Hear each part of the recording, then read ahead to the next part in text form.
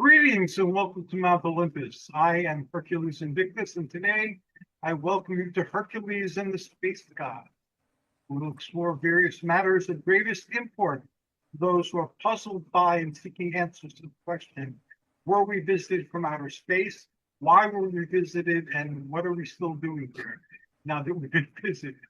I have with me torch bearers. I have Sue, Clarence. Sue, greetings. Hey, how are ya?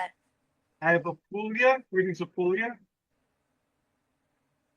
I have Michael Kopf. I have Paul Dale Roberts. Right here. And I have Alan Greenfield. Hallelujah. Alan the Great. Who is an Earth Elemental from the 60s today. And did I get everybody or did I miss anybody? Well, you missed yourself, but otherwise everybody's mentioned. No, I said I am Hercules Invictus. I said that earlier. Oh, usually you skip yourself, so you surprised me.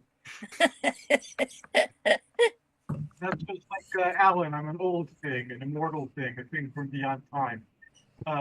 Okay, today we're going to re-explore the question of ancient alien gods or ancient astronauts, as they were known when the theory was born of the mind of Eric von Daniken and the guys who wrote Morning of the Magicians, whose names I don't remember right now. But the theory is that alien astronauts came here and helped develop our species. They helped evolve us from a series of humanoids who was on the planet. And according to Zecharia Sitchin, who based his thoughts on ancient Near Eastern lore, we were created as a race of slaves, mine things like gold for them, which they needed. Now, that doesn't sit well with me. And looking at the Greek mythology, I found that the gods pretty much were a emanation one step closer to source than we were, according to their way of thinking. And they were involved joyful sexual encounters for them, in most cases. And they were also involved in selective breeding. There's a story of Hercules, which talks about how Zeus selectively bred with a line that he created in the hero Perseus. Perseus was Hercules' grandfather or great-grandfather. And the reason he was creating like a uber demigod of his line was to help him in the war against the giants, because they needed something that humanity had that the gods didn't have to help them in the war. So Hercules was deliberately created to help them in that war. So we have a purpose, it's a real purpose. They didn't use biochemistry or cloning, they used selective breeding. And in all Greek mythology, the interactions with gods involved breeding or selective breeding, not super science. So according to the Greek way of looking at things that the ancients adopted, some of us, not all of us, some of us have a purpose. We're created for a particular reason. And I like that better than being a person in an asylum or prison or leftover from a gold mining company that's now out of business. So I wanted to know how you guys felt about it and if you had any insights to offer. And we'll start with the Earth Elemental, or Deva as they're often called, Alan Greenfield. What are your thoughts on? Well, I think one of the interesting things that probably those of us who prefer terms like mythic rather than mythology or fairy tales or anything is that in most traditions, not all, but most traditions, including the Greek, the gods were not the ultimate beings back in the day. Right. They are the children of the Titans, who they overthrew, or at least Zeus overthrew. And in turn, the Titans were had predecessors as well. And Hercules, as you point out often, the Greeks, at least the classical Greeks, also owned up to the existence of the mysterious deity with no name. And I think that sort of covers what all mystical systems say about the emanation nature of the universe. different, interpretations, but basically that is the case. Once you have the gods as uh, uh, Zeus and Apollo and Poseidon uh, and Hades, etc., they do, according to the Greek tradition and according to most, possibly not including the Norse, I'm not sure, uh, do indeed have uh, sexual interactions with humans in order to create champions of the human race. That's where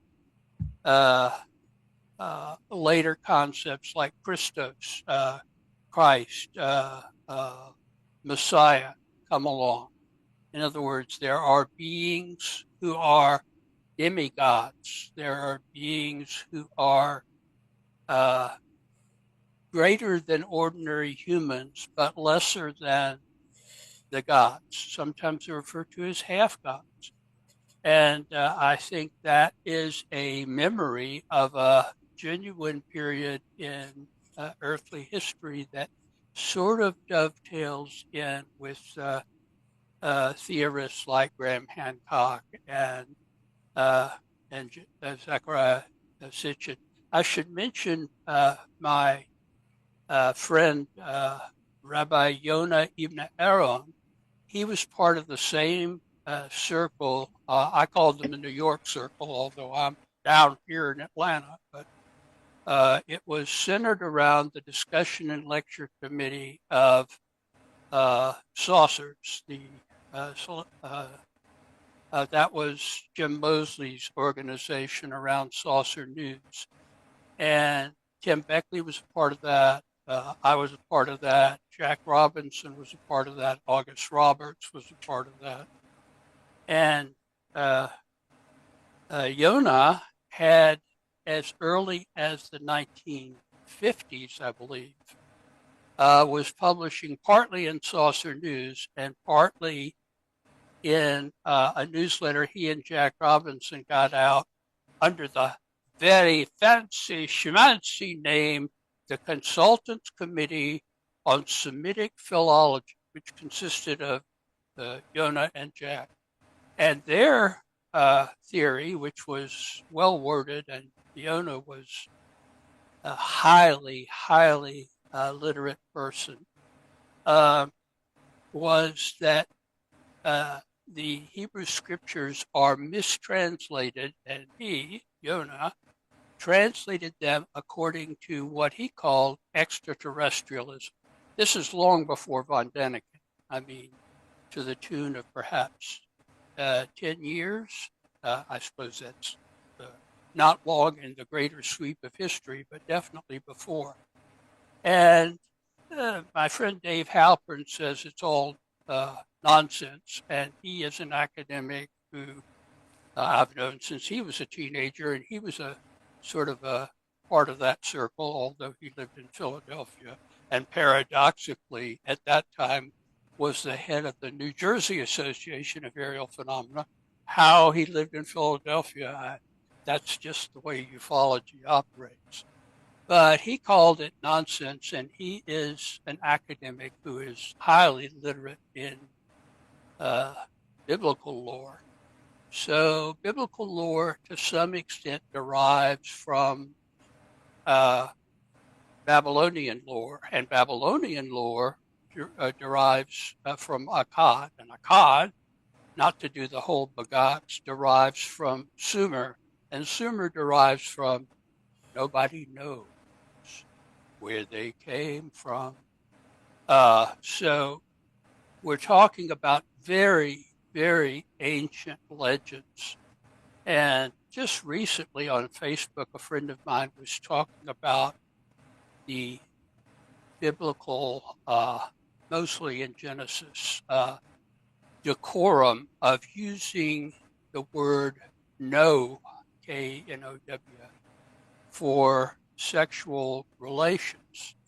And once you establish that that's decorative term for mating, then you have relation between gods or demigods and people that goes through the Nephilim, fallen angels, and the entire lore of that carries forward into modern Christianity, Judaism, and I think even into Islam, although maybe on the sort of Sufi side of things.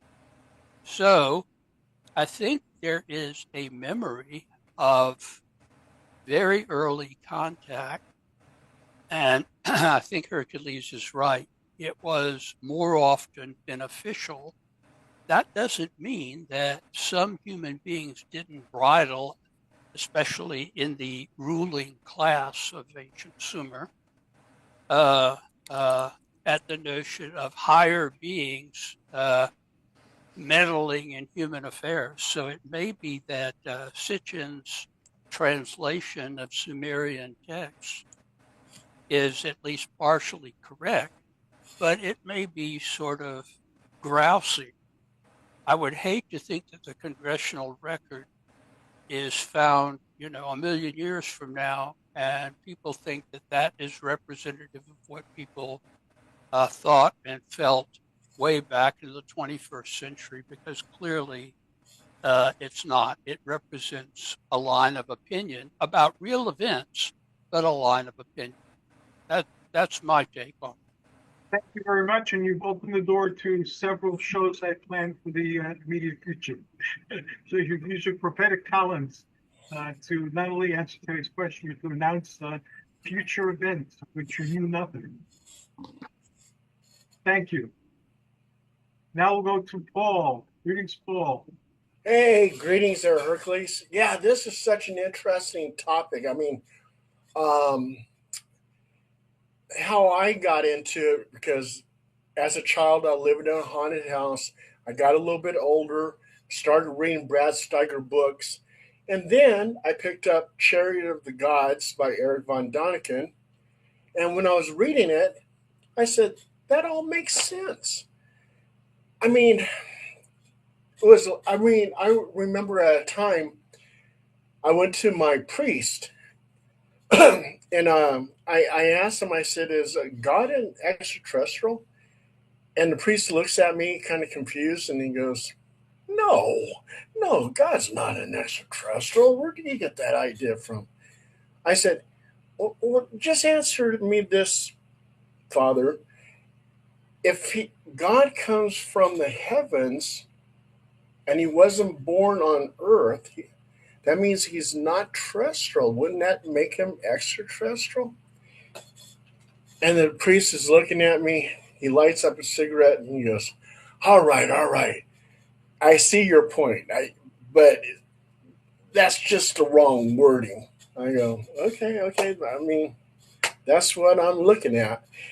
And as I got into understanding about ancient aliens, I learned about the half brothers from Enki and Enlil being Anunnaki, and Enki was the friend of man. He helped create man.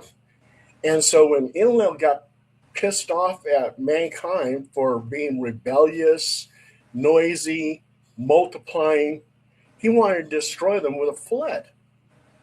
Well, the story almost sounds like God versus Satan, Enlil versus his half-brother Enki.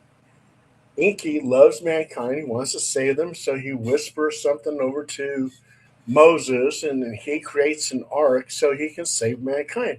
And this story is all over the place. It's not just a story from the Bible. It is with 200 different cultures. I mean, there's stories of the flood with Asia, with the Americas, Hawaii, Africa, the story of the flood. And with that many cultures, over 200 talking about the flood, it's got to be somewhat true.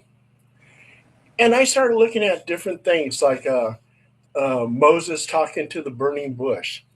Well, as a little kid, I remember going camping with my dad, and he took his car and he had the high beams on, but it was going through a bush, and he was talking to me. I couldn't see him because the light was just so bright going through the bush. To me, I was talking to a burning bush, but it was the headlights of the car going through the bush. So, is that what Moses experienced when he was talking through the burning bush? These bright lights from possibly a UFO? Was maybe the UFO that he thought he was talking to God, which, you know, it was probably an extraterrestrial talking through a PA system. Um, why did these extraterrestrials create man? Is basically to have a slave race. They first, the Anunnaki was over there digging out the gold and everything, and it was too much for them. So here comes Inky manipulating the DNA of some primate with extraterrestrial DNA. They create this slave race, which is all known as Homo sapiens. And what is this gold used for? All kinds of stuff. I mean, it could be used for components to computers. It can correct the ozone layer if you make it into gold dust. And supposedly that's what they were doing. So it's just everything that Eric von Däniken put in there. Um, it just, the whole thing makes sense. It sort of gives you answers, because when you read the Bible, it's like, who's God talking to over here? And what is this Garden of Eden? Garden of Eden, and you think about it and you go, wow, that sounds like a testing ground. It's a testing ground because you have Eve and you have Adam, and they have free will, and will they be obedient? It's like a testing ground for these, for their creation, Adam and Eve. Don't eat from the tree of life. Leave that apple alone. But there's that temptation and Satan, which is most likely Inky, saying, "Go ahead, you'll get the knowledge of God. Go ahead and take a bite of that apple." The whole thing just makes sense. The Cherry of the Gods gave me answers, and I embraced it. And to this day, I'm still fascinated with the subject. And you'll see me in front of my TV when Ancient Aliens is on, because I'm very committed to try to find the answers, the seeker of truth, and that would be me. And I have one question for you, slow seeker of truth, before you move on. So if the gods from space returned and said, "Okay, we're back now. All of you go back to digging gold nuggets out of mountains," would you be jiggy with that? No, that's too hard to work, especially at my age. That'll break my back. Yeah, I wouldn't be jiggy with it either. In fact, part of the reason why I don't say I'm a theosophist, even though I adhere to a lot of theosophical viewpoints, I find that they're functional and they my questions to the best of my understanding. It's because people who serve the ascended masters or the gods are called chelas. And the word chela means slave. And this isn't just a mistranslation, because the ascended ones are called masters. So that whole way doesn't sit well with me. So when people ask me, I'll say I'm a neo-theosophist, or I adhere to some theosophical tenets, but I'm not a theosophist. So you're not jiggy with it either. Good, we're on the same page there. Sue, And Hercules also too, like with Satan, who took 1/3 of the angels and they rebelled against God. I mean, still that sounds like Enlil and Inky. So the stories are so similar. we have that in Greek too, with the Thalion and Pyrrha.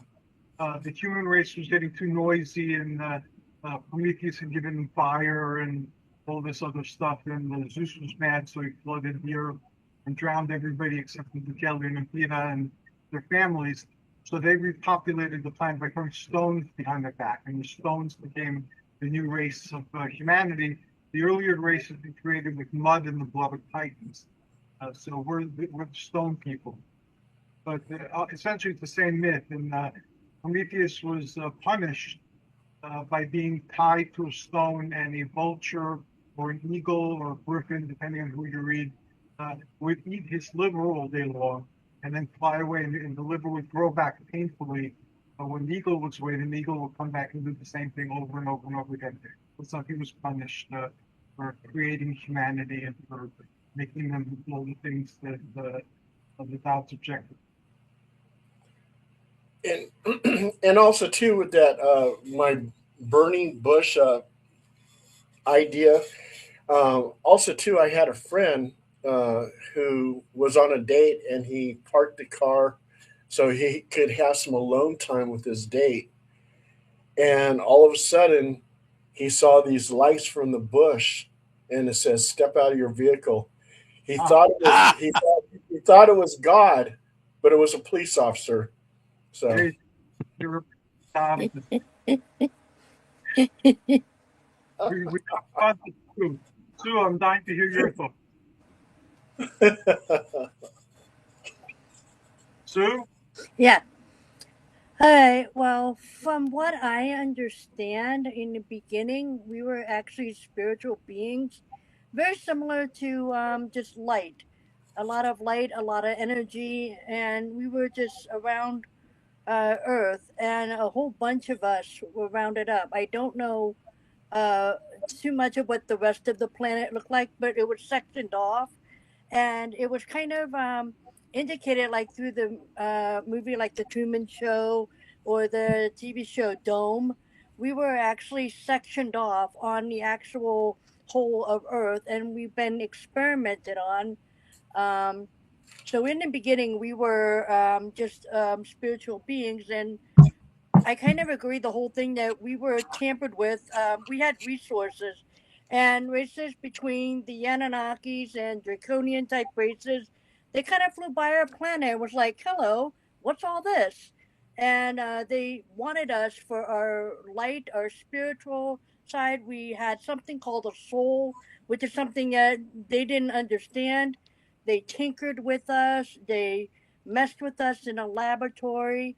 Um, they put us through quite a lot to figure out how to make us more solid, more malleable, more controllable, and so they took away our outer shell of light, if you will, and they basically put us in a body so that they somehow put a body within us. We were a little probably closer to like the glowing people like you've seen in the movie Cocoon. And there was an episode on Star Trek, The Next Generation. I forgot what it was called, but it actually talked about how we are had our memories taken away, and this one being ended up in a crash, and he forgot who he was, forgot why he was there, what his abilities were, but as time went on, he remembered, and eventually he kind of revert back to his old self from a solid body to a body of light. And basically, that's roughly what we were back then. We were spiritual beings. We had psychic abilities. We had all kinds of other abilities, and we were very much tricked and taken advantage of. And the whole thing about the gods and stuff, I believe that all coincides with what happened. There was beings out there that were benevolent, that were trying to give us our freedom back. Now, we were more of the crystalline and carbon based type beings, and that's why over time they kept taking our carbon away. If you notice, they're doing this carbon footprint thing. The big trees got chopped down and everything, and even now they're telling us we need to reduce our carbon. What do you think carbon was for? Carbon's actually good for us. Carbon was actually good for this planet. And the gold and everything else, we were mined for that. And they had all of this technology.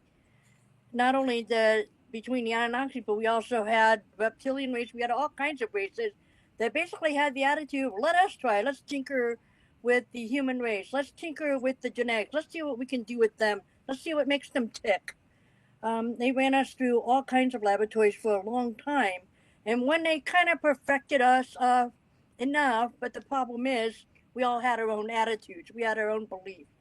We rebelled. We weren't very good at being slaves because we can be slaves for a while, but then we end up rising up. And you've seen stories over time and time again of us rising up and trying to get our freedom back. They didn't like that. And you can see the attitude actually was finally written in the Georgia Guidestone because our species eventually bloomed up to into the billions. They didn't like that either.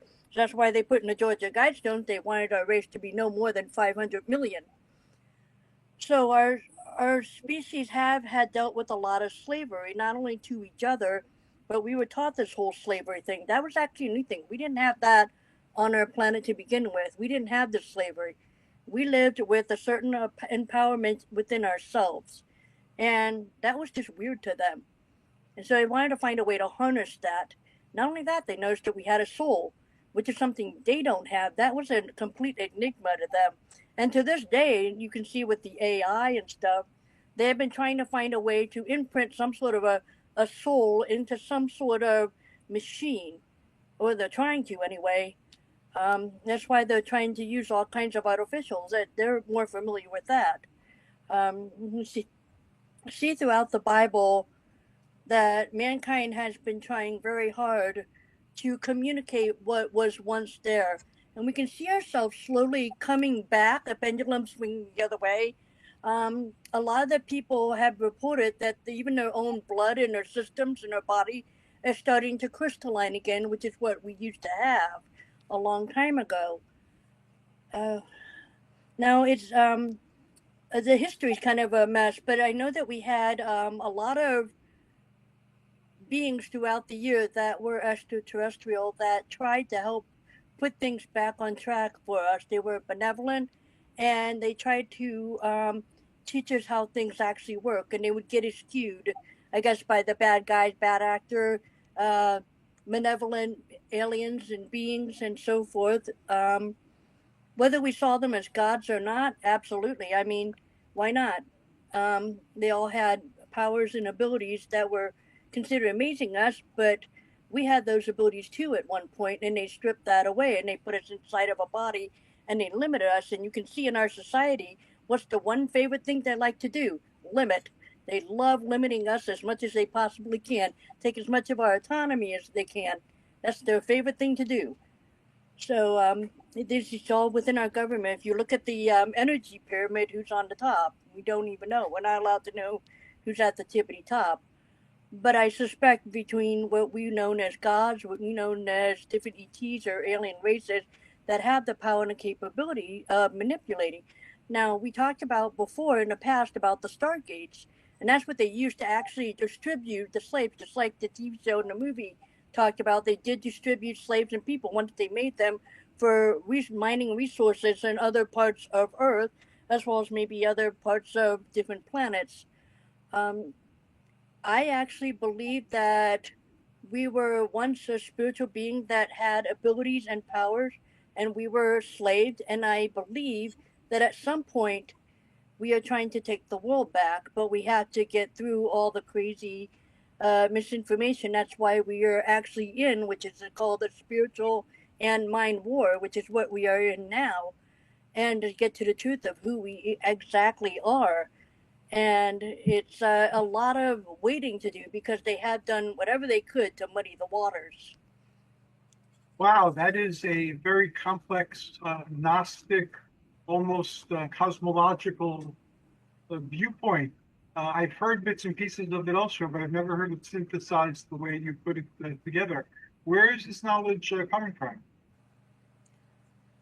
I learned through the years. I've also learned through observation. I also meditate a lot, which is why I'm a meditation specialist, but I also meditate a lot. I get downloads. I talk to God a lot.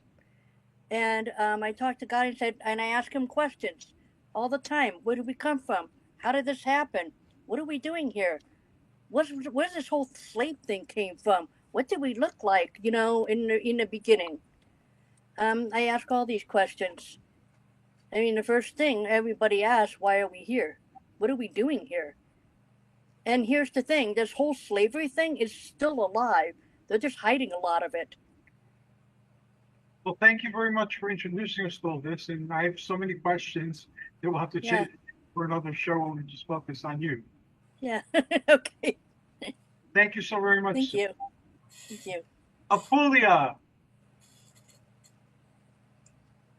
what are your thoughts? Oh, I have many thoughts. Well, the first thing is, I was expecting the discussion to be a little different, but that's okay. I can figure out what I want to say.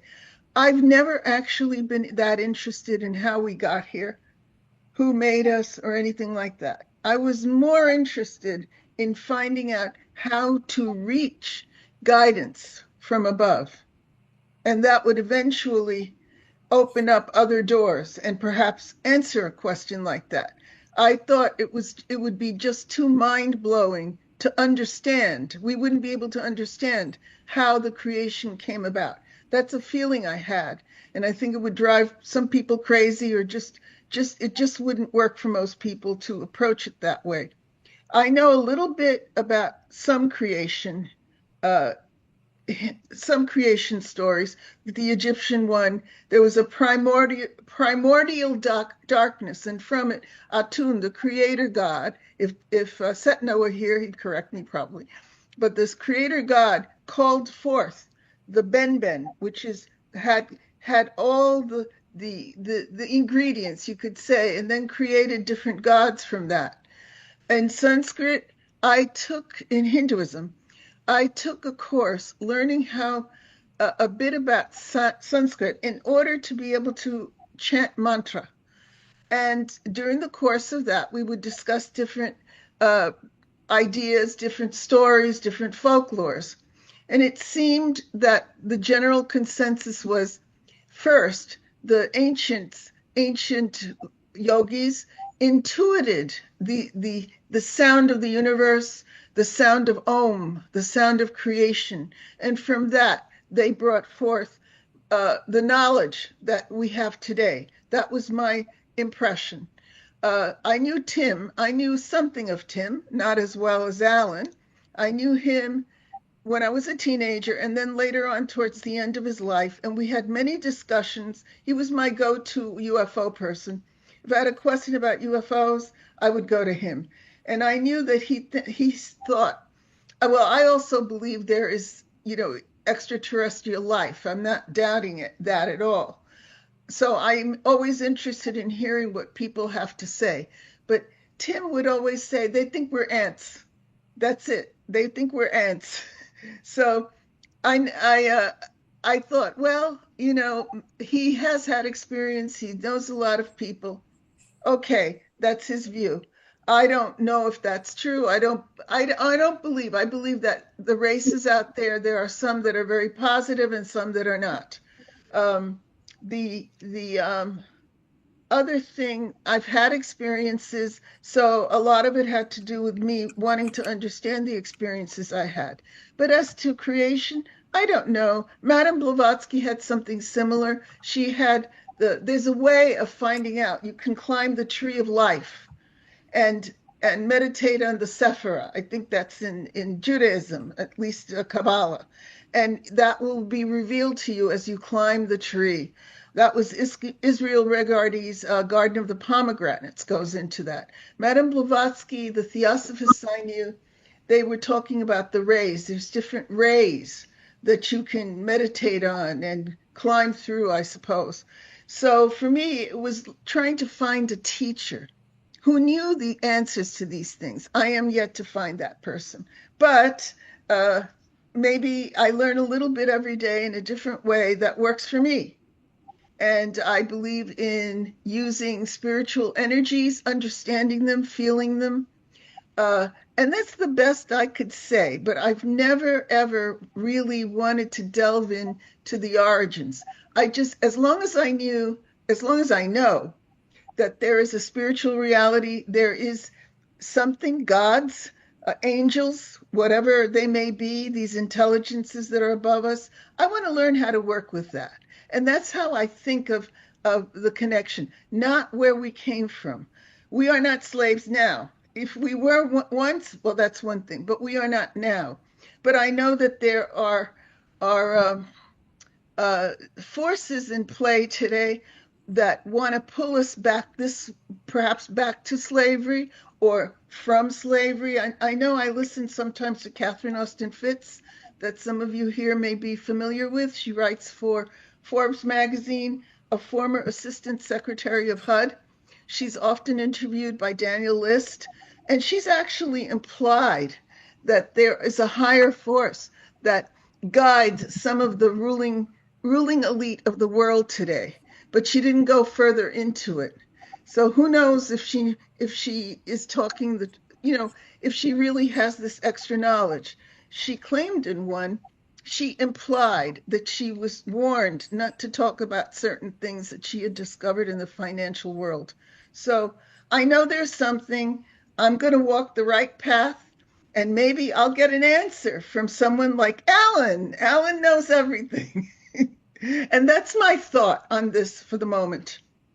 Thank you for sharing your thoughts, and thank you for being very honest with your perception and your perspective.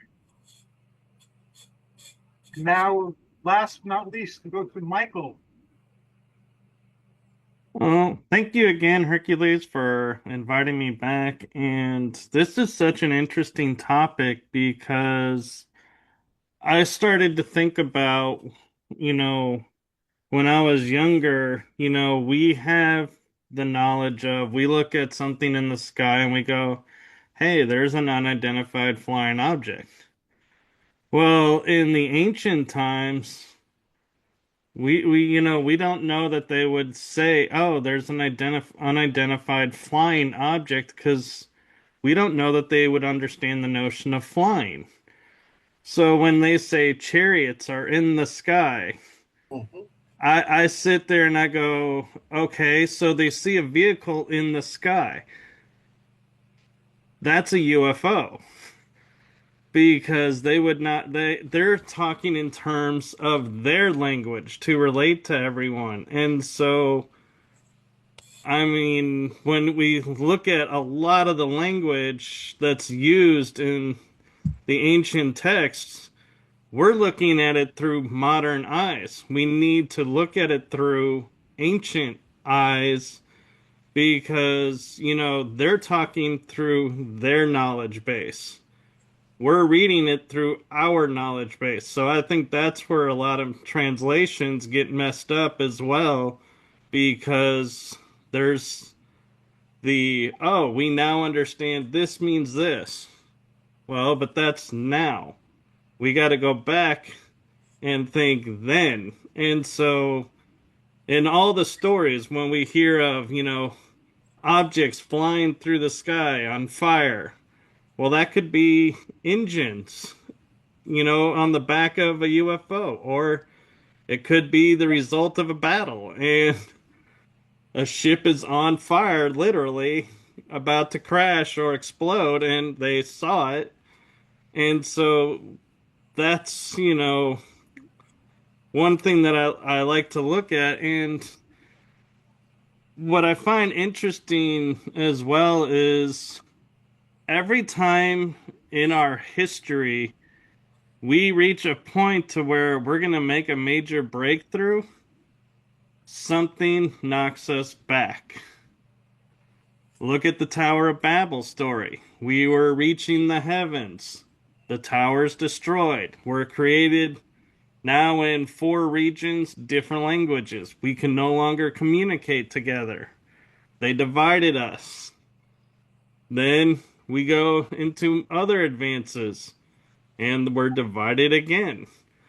And so one of the most interesting aspects, and I'm sure some of you who are more familiar with religion will correct me if I'm wrong, but in the Bible, the very beginning of the Bible, it says we are all the children of God. We are all made in His image. Well, that raises an interesting point when they say God is a male, because wait, then what about the women? Because they're made in his image, so therefore God is a woman. But then we're made in his image, so God is a man. So it's like, wait a minute. Who is this God that created us that can look male and female? Well, that's, something to think about. But then when patriarchy took over the church from the matriarchal beginning, all of a suddenly mankind is second. We gave up our divinity. And I personally, when I read that and somebody's, says, you're not the child of God, Jesus is, and you're second to Jesus, I said, I never gave up my divinity. So, you don't have the right to take it away from me. No. I know when I was created, I was a child of God. I never said, nope, I relinquished my birthright, I relinquished my title. And so there's little nuances in all the stories that points to our having a much different origin than we're told. And I can't help but think, were we created as a slave race? Maybe. Because where did we get the idea of a slave system? But I look at the earth differently than a lot of people. To me, the earth is a proving ground. It's like a school. And so other races, other beings come here to learn because they no longer are in our environment that we created. And so they're like, hey, how do we learn how to do that, what they're doing? Well, you got to be born into the system. Well, the problem being born into a system, you forget when you're born into it how to get out of it. So we get stuck and we go through this everlasting, never-ending reincarnation cycles until we finally reach that point where we go, wait a minute, I have done this maybe 100,000 times. Enough is enough. I know what I need to know. I figured it out. And we can go back from where we came from. That's why I feel like, certain people, when you say, where's home? They'll point to the stars. They're, some people call them hybrids, star seeds. But we're starting to regain awareness of our galactic origin, not our terrestrial origin. And we're realizing, we have more than 2 strands of DNA. I'm sorry. As complex as we are, I cannot buy the scientific term junk DNA in us. I don't see our creators going, okay, we got all this fine-tuned, the body's working perfectly, oh, we got these extra strands, let's just dump them in there, they'll never find them anyway. I feel like they are a purpose. And so what happens is we had them turned off when we were born, when we were created, so to speak. So now we're figuring out how to turn them back on. And we're gaining awareness, and that's why we're questioning, where are we coming from? And when we talk about the gods, I can't help but, as we talk about, like, the Garden of Eden, they tell us Adam and Eve were the only 2 humans in existence. They have 2 sons. What happens to those sons? They marry women from other tribes. Wait a minute. You said there was only 2 people on the planet. They had 2 kids. That makes 4. How do we have other tribes all of a sudden? And so that's where I feel like the ancient aliens theories and the Anunnaki and everything takes foothold is because it's starting to answer those little nuances that nobody paid attention to and going, wait, if there are other tribes, then there's other races and other people here. Wait a minute. Something's not right. Maybe we are looking at this totally different, and maybe the Garden of Eden was Earth, and the other tribes are extraterrestrials that came and mixed in with the people on Earth. And so there's a lot of different angles and different ways to interpret these stories. And so our purpose, I feel like why we're here is to learn who we are and who we were meant to be when we arrived here, where we truly came from, not, what is the future of our planet? How are we going to keep this planet alive? I'm sorry. I was noticing in 2020 when nobody could travel, the Earth really started cleaning itself up really well. So she doesn't need us to caretake her. She doesn't need us to keep her alive. She can do it all by herself.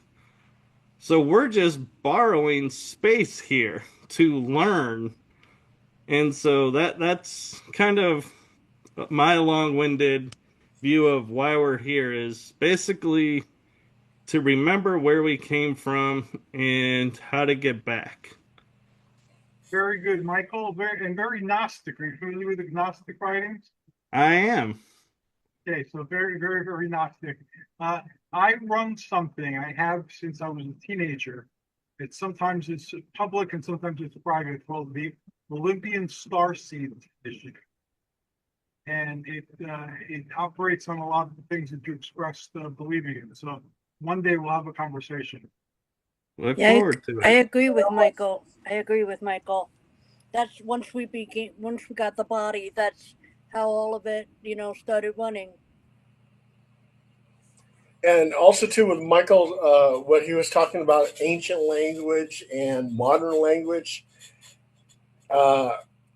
This is so true because they're trying to ancient language. They're trying to describe what they're seeing, chariots in the sky and all that other stuff. And also too, when Michael was saying, a lot of answers pop up with this ancient alien theory, like the missing link. Well, why is it missing? Well, it's because extraterrestrials stepped in, manipulated our DNA, and created Homo sapiens. And that's the reason why there's a missing link, because extraterrestrials got involved. And then sometimes I hear people going, well, how come, if they're out there, how come they just don't land on the White House lawn and introduce themselves? Well, in 1952, there was UFOs all over the White House, but no one really talks about that, and possibly there's a zoo hypothesis or the dark forest theory in which aliens don't want to get involved with us. With the zoo hypothesis, they want us to evolve. They want to watch us evolve. They're like watchers. They're observers. And the dark forest theory is that maybe we shouldn't be out there trying to make contact because there might be an alien race out there that's very hostile and it's going to wipe us out. So we got to be kind of careful. And this show is called the UFO Entity Enigma. So we will be discussing these questions endlessly from one perspective to another perspective and see if it shed light on some darkness. You have something to say, Apuleia? Yeah, my finger keeps disappearing there. I wanted to say, just add something to what Michael said at the beginning of his talk about how we should be looking at the ideas of the time of the writing and not in modern concepts of things. And I can give you an example of something that fits right in. The U.S. Constitution, I had this discussion with people. I work in the law, and sometimes we talk about things. The Constitution is written in the language of the 18th century and expresses the ideas of the the 18th century. So one person was reading it, and there was these strange grammatical writing that didn't make sense to them. So we explained that's why, because that was the grammar. It's a grammatical thing that was done in the 18th century. But further, so the next question came, why don't they write it in modern language? Well, that's what you don't want to do, because you want to preserve that language of that time with that understanding, and then have someone who studies it, and then have a commentary on it like we have in the Bible or the Torah, and have an amendment to it, or you have different scholars or the Supreme Court that understands the interpretations as best they can be. So that's a good example of how you preserve an idea from another time. All right, and to piggyback on that a little bit, Apuleia, I saw a comic strip that outlaid exactly what you're saying when they said the founding fathers are in this room and they have fans and they go, man, we should have the right to bear arms. And we interpret it as arming ourselves up. They were interpreting it as short sleeve shirt. I love that Sweltering joke. hot in there. That's funny. Yeah. So it's like, it is funny how our language, we have so many words that look and are very similar, but are spelled differently, have different meanings. Right. And people don't understand. It's like if I was to say to someone today, oh, you have the right to bear arms, they're going to be like, yeah, I wear short sleeves all the time. And you're like, no, I mean, you have the right to arm yourself. Oh, that's what that means. It's like, yeah, the language gets lost. Yeah. Or the word gay. Once it just meant being happy and lively, and now it has another meaning. So things change, language evolves. That note, we start What's wrapping the up. other meaning? So, Alan, how can people contact you and enter your world? Wow. Well, I do have a new book out called Flying Saucers and the Occult. It's the shortest book I've ever written, but between the covers, you can read it in one sitting.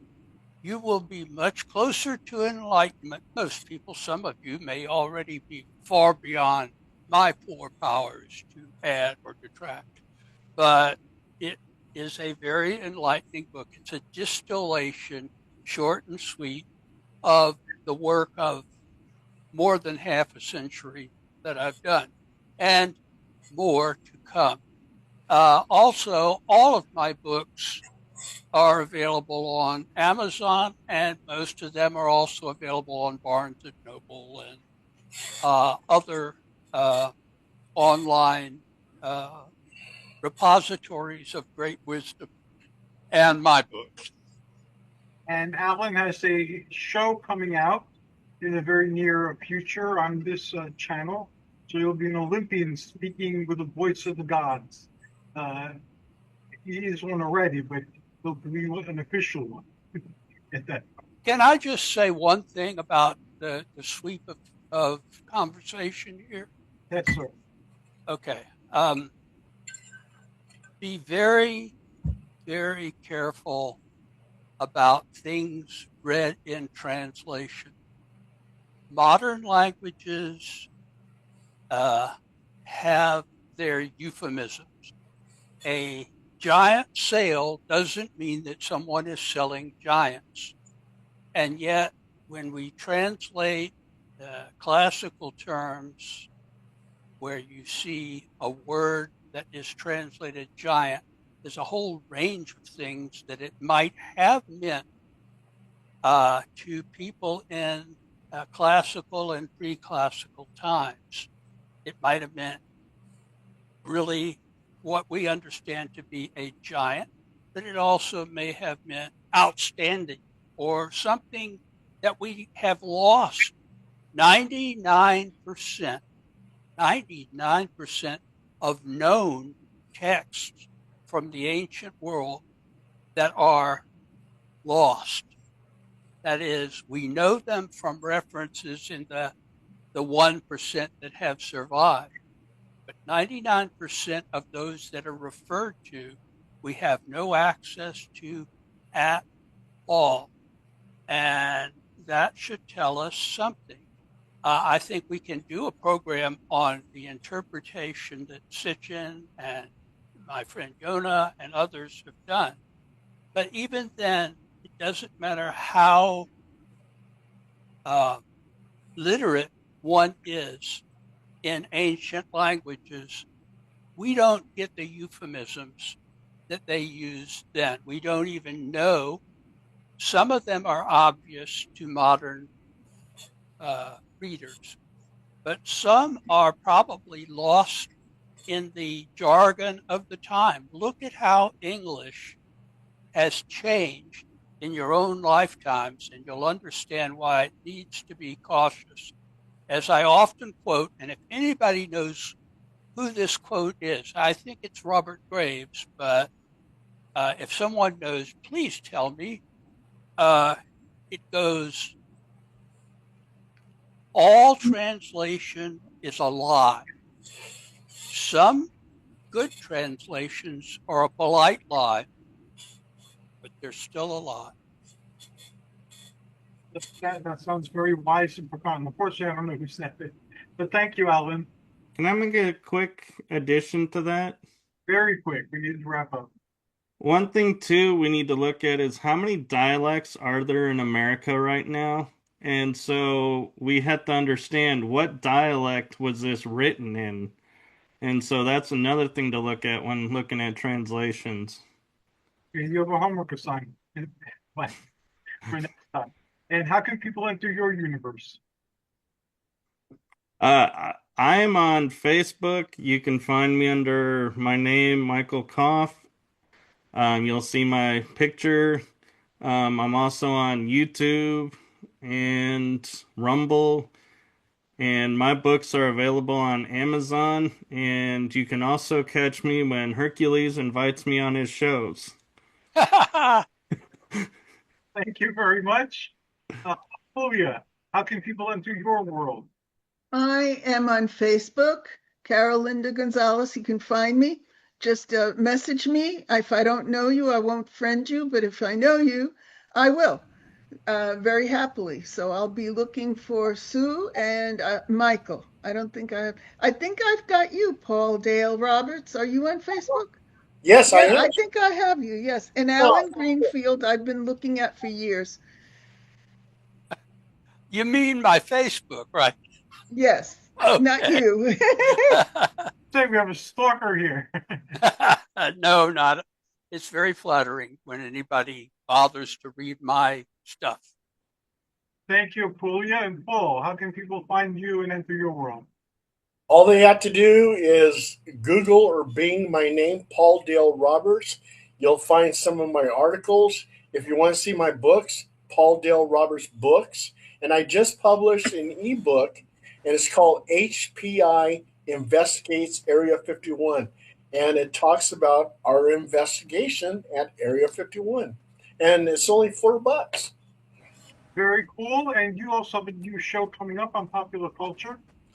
Yes, I do. It's a Hercules Invictus production, and we're just talking about all kinds of stuff, pulp culture. So it should be a lot of fun.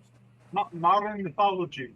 And before we get to Sue, I woke up this morning, turned on Facebook, and Facebook had changed my name on Facebook. Instead of Hercules Invictus, it was Hercules the Unconquered. Ooh. It stayed that way for most of the time. I didn't do it. Nobody I knew had messed with my Facebook. It was just there for a few hours, then it went back to being Hercules Invictus. So That was AI. I thought AI translation. Yeah, because that's Invictus is unconquered. yes, but I thought I was in one of those Mandela effect places for a while. Anyway, last but not least, Sue, how can people enter your universe? Well, I'm on Facebook. I'm on Twitter/X. I'm on Instagram. People can contact me through Facebook Messenger, or the Instagram Messenger, or the Twitter Messenger. Let's see. I'm on Substack. I'm on LinkedIn. I'm kind of everywhere on the internet world. Awesome. And I'm looking forward to learning more about the universe that you opened a window to today, because it sounds phenomenally fascinating. Two more things before we wrap up for the night. One is I posted a few things on torchbearers. We're all torchbearers, as far as I'm concerned. And I've done shows on several of the torchbearers that focus on the torchbearers and their lives and their doings and their adventures and so forth. So I'd like to do a show on everyone I haven't done a show yet on, or if I've done a show on you as an individual already, if you have new things going on, we'll schedule a second show. Because the torchbearer stuff is about you. We're all torchbearers, so let's celebrate our torchbearers. So that's one thing we need to talk about. And then the other thing to talk about is better promoting our works. So many of us publish or have other types of ways of conveying information by talking at conventions or gatherings or locally in various places like the Apuleia Research Foundation and so forth. So we can start focusing on your works and promoting your works more effectively. So if you've written a book, we should be able to schedule something very quickly to focus on the book that you've just written rather than waiting a month or 2 or 3 to schedule it. So think about if you'd like to become involved in that, and I'll come up with a system and we'll do it. Any questions before we say goodnight? Thanks for the privilege of being on, Hercules. I mean that with great sincerity. My pleasure. You guys are phenomenally awesome. Really phenomenally awesome. Yes, thank you, Hercules. Thank you. Yes, thank you, Hercules. Absolutely. Yes. Thank you, Hercules. My pleasure. It makes my night when I get the message, hey, here's the Zoom link for the show tonight. Because I'm like, oh, I'm on. Hercules is bringing me back. I'm greatly honored. Yeah, I am. This will be up by midnight tonight, so I'll post it on my page and I'll tag all of you. Oh, Okay, yes, yes. Yes, thank you. Good night. Thank you. great. Good night. Good night. Good night. Live Good night, long and everyone. prosper. All right, everybody.